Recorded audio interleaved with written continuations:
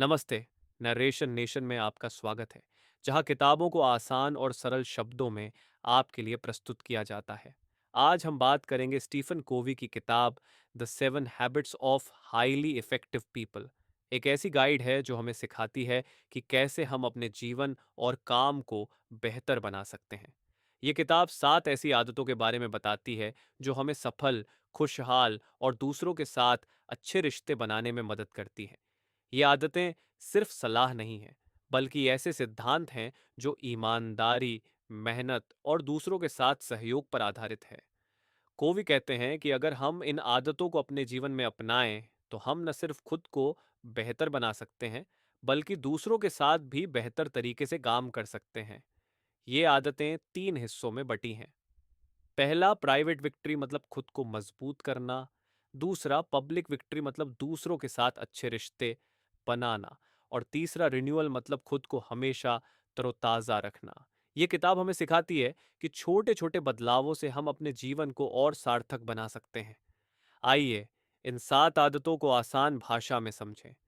पहली आदत, be proactive. पहली आदत कहती है कि अपने जीवन की कमान खुद संभालो। प्रभावी लोग दूसरों या परिस्थितियों को दोष नहीं देते।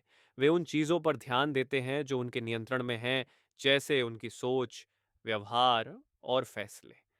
वे अपनी भावनाओं के बजाय अपने मूल्यों के आधार पर काम करते हैं।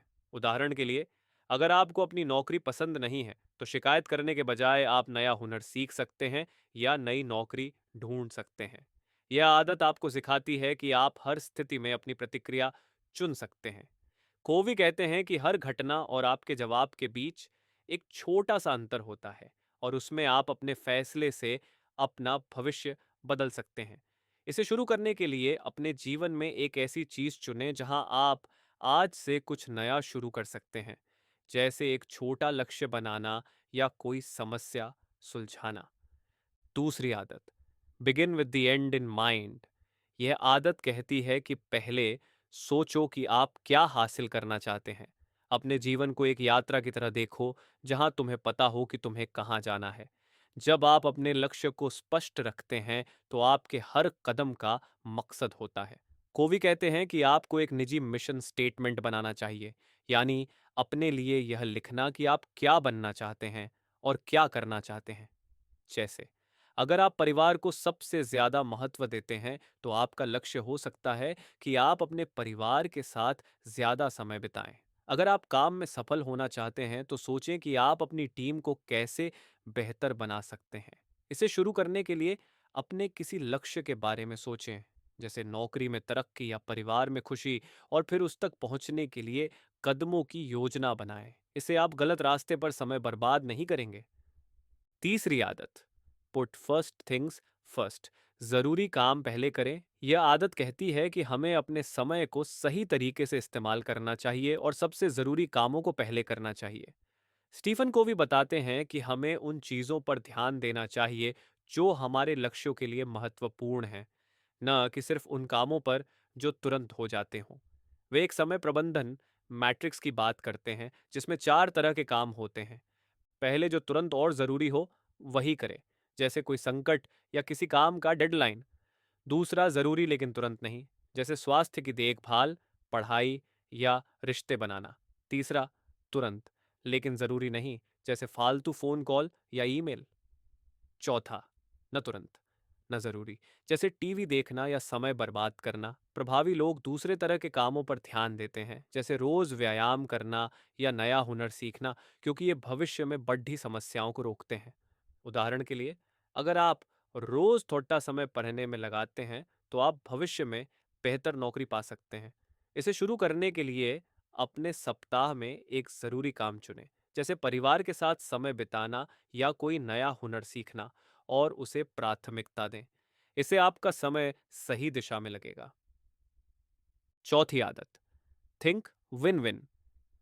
यह आदत दूसरों के साथ रिश्तों में ऐसी स्थिति बनाने के बारे में है जिसमें सबका फायदा हो। कोवी कहते हैं कि प्रभावी लोग यह मानते हैं कि सभी के लिए पर्याप्त सफलता मौजूद है। वे न तो खुद जीतकर दूसरों को हराना चाहते हैं, न ही सबके हारने की स्थिति बनने देते हैं। इसके बजाय वे ऐसा रास्ता ढूंढते हैं जिसमें सब खुश हों। उदाहरण के लिए, अगर आप किसी के साथ व्यापार कर रहे हैं तो आप दोनों के लिए फायदेमंद समझौता कर सकते हैं। इसके लिए आपको एक दूसरे पर भरोसा करना होगा और रचनात्मक सोच रखनी होगी। यह आदत सिर्फ अच्छा बनने की बात नहीं है, बल्कि सही और निष्पक्ष तरीके से काम करने की है। इसे शुरू करने के लिए अपने जीवन में किसी बहस या सौदे के बारे में सोचें और देखें कि कैसे दोनों पक्षों का फायदा हो सकता है, जैसे कुछ देना लेना करके या साझा लक्ष्य ढूंढकर। पांचवी आदत, seek first to understand then to be understood. पहले समझें फिर अपनी बात रखें। यह आदत अच्छे कम्युनिकेशन के बारे में है। कोवी कहते हैं कि पहले हमें दूसरों की बात को पूरी तरह समझना चाहिए, फिर अपनी बात कहनी चाहिए।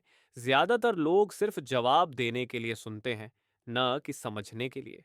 अगर आप सचमुच किसी की भावनाओं और जरूरतों को सुनते हैं तो आप विश्वास बनाते हैं। उदाहरण के लिए, अगर आपका दोस्त परेशान है तो तुरंत सलाह देने के बजाय उसकी बात सुने और समझें कि उसे क्या परेशान कर रहा है। कह सकते हैं, लगता है तुम बहुत तनाव में हो। इसके बाद ही अपनी राय दें। ये आदत सब्र और दूसरों के प्रति अपनापन सिखाती है। इसे शुरू करने के लिए अगली बार जब कोई बात करे तो पूरी तरह सुने, बिना बीच में टोकने या अपनी बात कहने की जल्दी किए। छठी आदत, सिनर्जाइज, मिलकर कुछ बड़ा करें। ये आदत बताती है कि जब लोग मिलकर काम करते हैं तो वे कुछ ऐसा बना सकते हैं जो अकेले नहीं बन सकता। कोवी कहते हैं कि अलग अलग सोच, हुनर और तजुर्बे वाले लोग मिलकर नए और बेहतर सोच पैदा कर सकते हैं। इसके लिए आपको दूसरों पर भरोसा करना होगा और उनके साथ खुले मन से काम करना होगा। उदाहरण के लिए, एक टीम में हर व्यक्ति अपना अलग हुनर लाता है और मिलकर वे कुछ शानदार बना सकते हैं। कोवी कहते हैं कि हमें डिफरेंस को महत्व देना चाहिए, क्योंकि यही नयापन लाता है। इसे शुरू करने के लिए किसी ऐसे व्यक्ति के साथ काम करें जो आपसे अलग सोचता हो। बहस करने के बजाय देखें कि आप मिलकर क्या नया बना सकते हैं, जैसे कोई नई परियोजना या किसी समस्या का अनोखा समाधान। सातवीं आदत, शार्पन द सॉ, खुद को तरोताजा रखें।